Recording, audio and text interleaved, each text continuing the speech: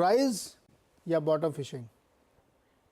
देखिए, अभी तक तो सेल ऑन राइज का ही माहौल बना हुआ है नीरज जी, क्योंकि देखिए लोअर टॉप लोअर बॉटम बन रहे हैं, इंपॉर्टेंट मूविंग एवरेज के नीचे निफ्टी निकल गया है। आज ध्यान रखिए, कल तो 50 डे मूविंग एवरेज पे छोटा सा एक बाउंस बैक देखने को मिला, लेकिन आज अगर आप देखें तो ये 50 डे मूविंग एवरेज के ऊपर नहीं सस्टेन हो पा रहा है। तो ये क्योंकि 50 डे मूविंग एवरेज के नीचे ट्रेड कर रहा है, मेरा समझना है कि शायद यहाँ से भी आपको करीब करीब 400 पॉइंट की गिरावट देखने को मिल सकती है। 100 डे मूविंग एवरेज जो कि 21,800 है, निफ्टी उसको एक बार टेस्ट करने की कोशिश कर सकता है। इसलिए सेल एंड रैलीज का मार्केट है, और कभी उछाल मिले तो अपनी लॉन्ग पोजीशन से निकलने की कोशिश करिए। लॉन्ग मिले तो, या पोजीशन है तो निकलने की कोशिश करिए। राइज में अगर उछाल मिले तो वहाँ पे बेचने के चलिए। सेल ऑन राइज का मार्केट है। अच्छा, ये जो आरईसी पीएफसी में थोड़ी तेज़ी आई है, कॉन्फ्रेंस कॉल की है दोनों मैनेजमेंट ने, उसने समझाया है कि उनके ऊपर क्या असर पड़ेगा नहीं पड़ेगा। तो ये जो रिकवरी है, ये नकली रिकवरी है कि असली है? देखिए, मार्केट को हम अगर आप देखें तो मार्केट में वीकनेस है, लेकिन स्टॉक स्पेसिफिक मूव्स तो डेफिनेटली देखने को मिल रहे हैं। मेरे ख्याल से आरईसी एक बढ़िया पिक हो सकता है। मैंने मॉर्निंग में इस पे एक रिकमेंडेशन भी दिया, वो बाय रिकमेंडेशन था। मेरा समझना है कि करेक्शन कंप्लीट हुआ है, 10 डे मूविंग एवरेज पे स्टॉक ने सपोर्ट लिया है, तो वापस पिछले हाई जो कि 560 565 की रेंज में है, उसको स्टॉक वापस टेस्ट कर सकता है। तो अगर ट्रेड लेना होगा तो वो लॉन्ग ट्रेड होगा 524 के स्टॉप लॉस के साथ।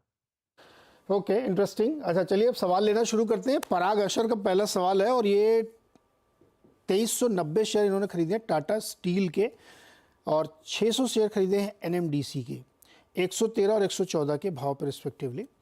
क्या करें, प्रॉफिट बुक करें क्या? देखिए, दोनों का स्ट्रक्चर पॉजिटिव है। एनएमडीसी ने एक फ्रेश ब्रेकआउट वीकली चार्ट पे दिया है। अगर थोड़ा पेशेंस रखें और आने वाले 2 से 3 मंथ का टाइम फ्रेम रखें, मेरा समझना है कि स्टॉक में 310 315 के लेवल्स को टेस्ट करने का पोटेंशियल है। लेकिन आपको 20 डे मूविंग एवरेज के नीचे स्टॉप लॉस लगाना है, तो 247 के नीचे स्टॉप लॉस लगा के आप एनएमडीसी में बने रह सकते हैं। और उसी तरह के पैटर्न टाटा स्टील पे भी है। पूरा स्पेस बेहतर लग रहा है, टाटा स्टील कंसोलिडेट हो रहा है, लेकिन अंडरटोन बुलिश बना हुआ है। तो यहाँ पर भी आने वाले 2 मंथ के लिए बने रहने की सलाह रहेगी। 154 के स्टॉप लॉस से बने रहिए। 170 रुपए के ऊपर निकलेगा तो 195 तक के भाव आपको देखने को मिल जाएंगे टाटा स्टील में भी। ओके, तो ये थी दोनों में राय। और अमित शर्मा का सवाल है अगला। एशियन पेंट के 50 शेयर्स हैं इनके पास 3000 के प्राइस के, और बालकृष्ण इंडस्ट्रीज के 100 शेयर्स हैं 2400 के भाव के। अगले 6 महीने के लिए क्या व्यू होना चाहिए इनका?